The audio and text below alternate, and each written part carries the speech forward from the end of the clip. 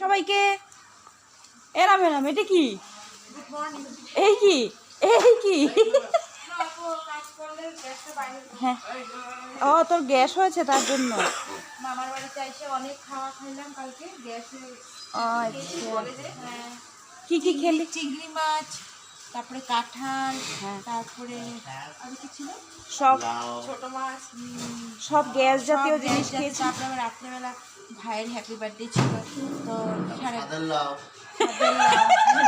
তারপরে চিংড়ি মাছ দিয়ে সাদের লাউ ছিল, তো রাত্রেবেলা কেক ছিল। কেকটা মানে বেশিরভাগ বড় টোকাটা আমার মুখেই ছিল, তো কেকের যে ক্রিমটা ওটার থেকে আসলে না অরিজিনাল চেরিটা খেয়েছিস তো তার জন্য হয়তো অরিজিনাল চেরি তার জন্য প্রচুর গ্যাস।